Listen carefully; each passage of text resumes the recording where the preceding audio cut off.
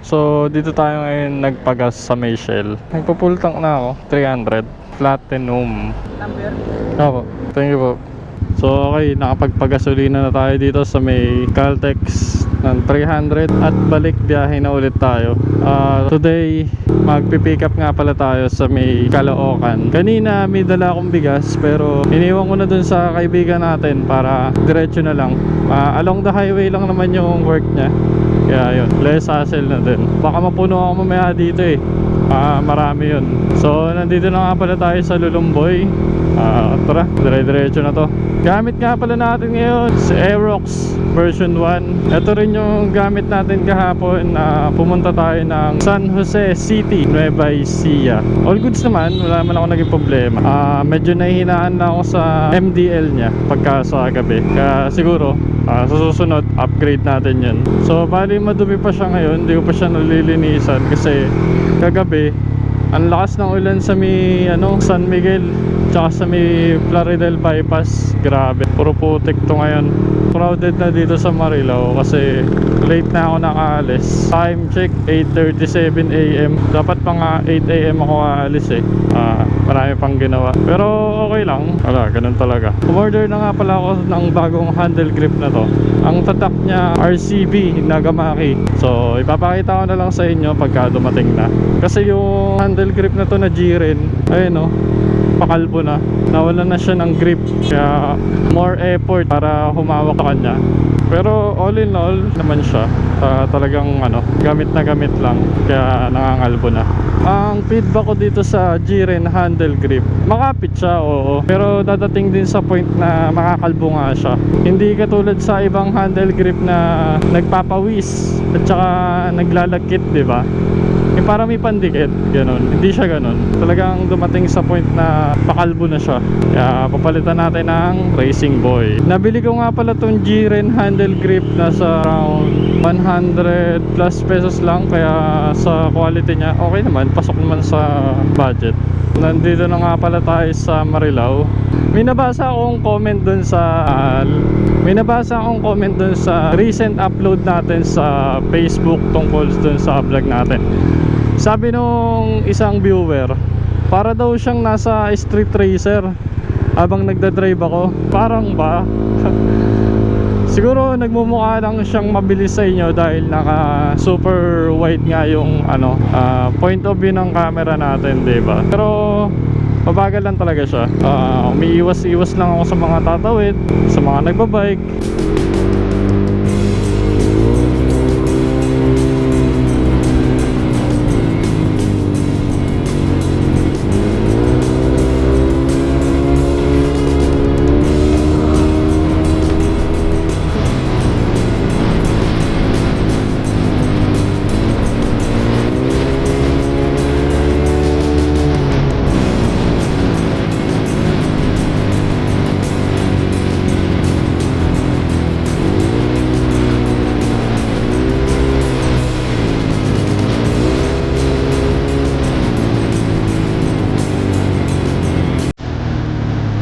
So malapit na tayo sa Megawayan, mga ilang kilometro na lang.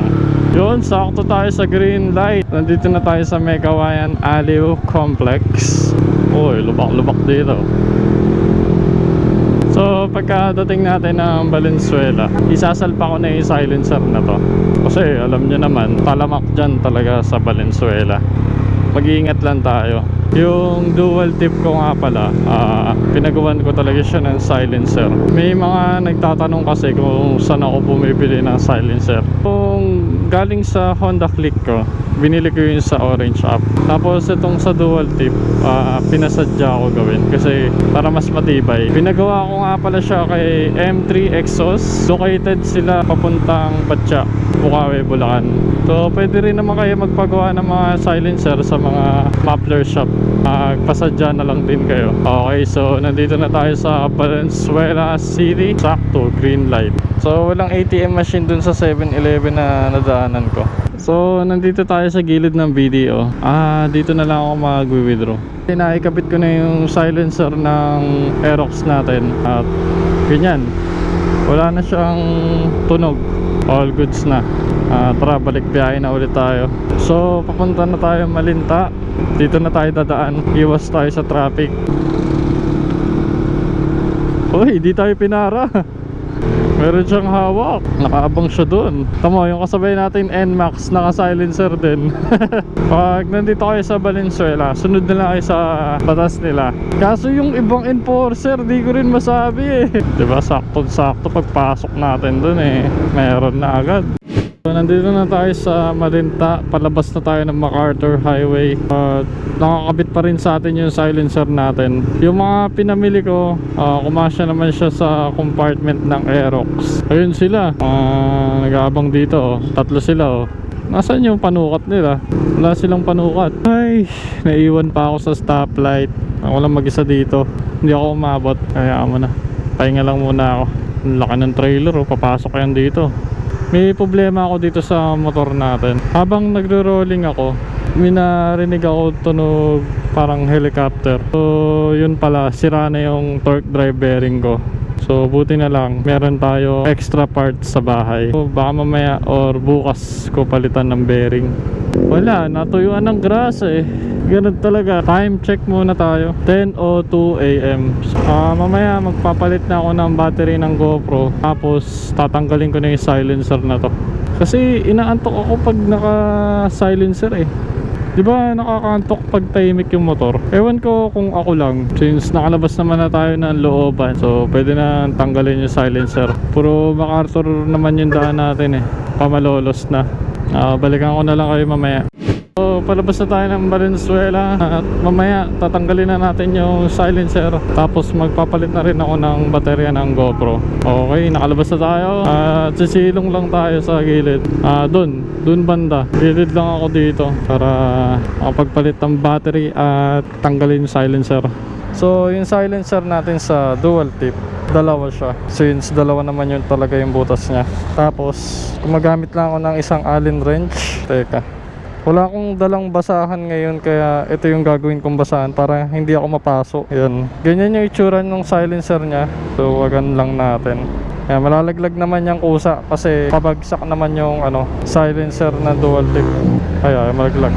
Sungin natin tong isa. Op, ang init, ayop. Sabi ko na mainit eh. So hugutin lang natin. Ayan, isa. Ito yung isa, mainit yan syempre.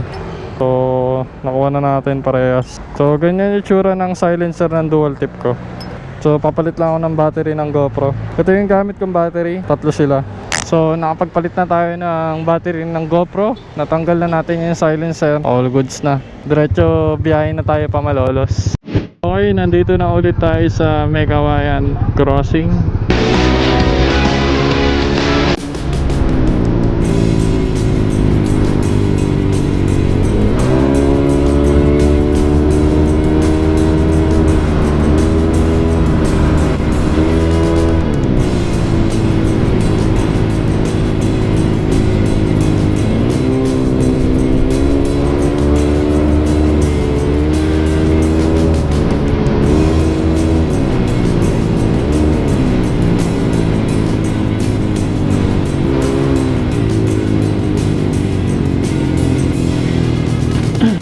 Pinagbabaan muna natin ang bigas dun sa kaibigan natin.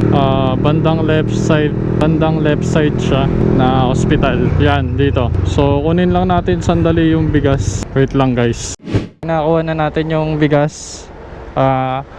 Medyo busy siya dun sa loob, kaya pinuntahan na natin. Ito na yung bigas. Dalhin na natin sa Malolos. Let's go. Uy! Buti nakatali. Nalaglag pa nga. Wait lang guys, iihilang muna ako. Okay, so nakaihi na tayo dito sa Jade Blue. Tara, balik biyahe na ulit. Kompleto na ako ng gamit. May gas na ako. Change oil nga pala na ito mamaya.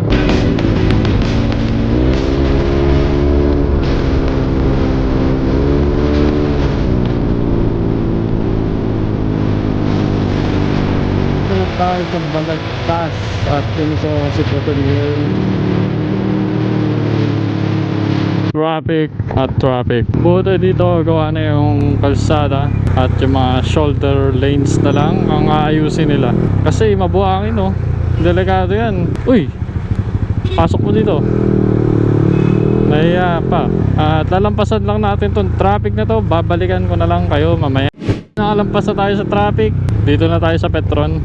May mga lumiligo lang, pero matatapos din yan.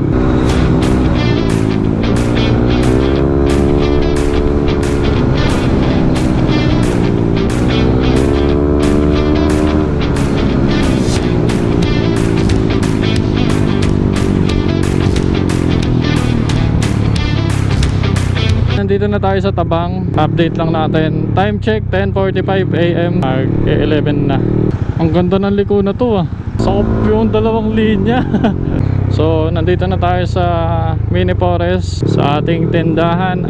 Ibababa ko na lang itong mga to. Tapos kakain. Tapos kung ano pa yung mga kailangan bilhin, bibilhin natin. Time check 10:53 AM. Init dito ah. Ano lang kaya ako? Gandito na lang. Balikan ko na lang kayo mamaya. Okay guys, bali pupunta tayong palengke, bayan. May bibilin lang ako since yun lang naman yung kulang ko, yung tapa. So yun, kita na lang doon. Ang daming tumatawid. Ayun, medyo matraffic dito ngayon ah. Time check 11:13 AM. Dito tayo kabila. Sarado kaya yung daan dito? O bukas na? Silipin muna natin. Sarado. Wala, doon tayo ikot. So dito nga pala yung Baraswain Church. Ayan, bandang right side. Para sa mga hindi nakakalam. Dito na tayo sa bayan, palengke. Ano meron dito? Tapa lang naman bibilin ko eh. Meron kaya sila dito? 1 kilo. So ito na yung mga pinamili natin. Konti lang, mantika. Tapos yung tapa. Tara, break na tayo dun. May ambulansya dun, hindi namin alam kung na meron. Siguro may nahimatay. Sobrang init kasi ngayon eh. Buti na lang may naparadahan tayo sa harap. So pawis na ako. Nakalimutan ko magdala ng pamunas. So saging, mamaya bibili ko. Dito na tayo. Baba ko lang to dun. Pahinga, nahilo ko sa init. Okay, so ngayon pabalik na tayo. Pero bibili ko ng langis sa Shell para dito. Kasi change oil niya na. Yan, 830 km. Tignan natin kung ilan langis yung natira mamaya. Grabe, ang daming buhangin dito. Delikado to. Slide ka talaga dyan, konting preno mo malalay lang. Naka dito oh. Slide talaga yan. Delikado yung mga ganyang buhangin na yan oh. Bibili nga pala tayong langis. Shell long ride. Wala. So walang stock dito ng Shell long ride. So sa iba tayo bumili.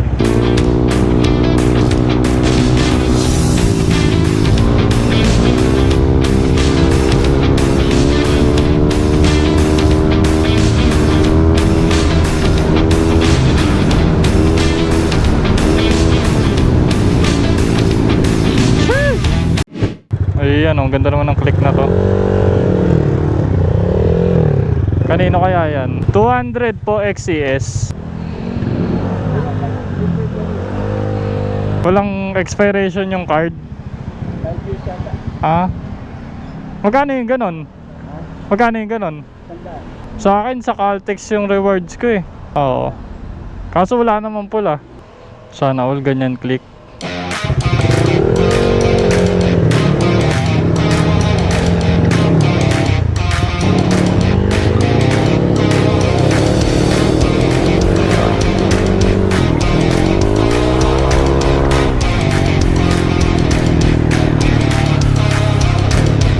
Grabe, lakas ng ilaw, no?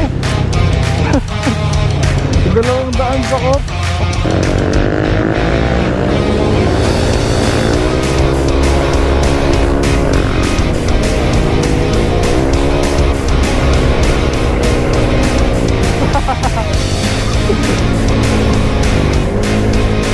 Binigyan.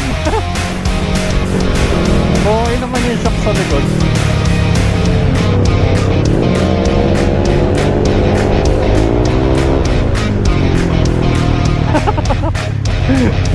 Pasok na pasok ah. Calculated.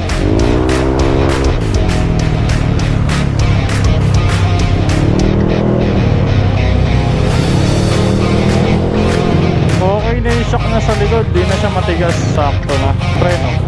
Ayun, hindi. malakas na talaga ilaw sa likod. So hindi naman namamatay si Gracie. Nagpa-power off daw kaninang umaga eh. Pero ngayon hindi na.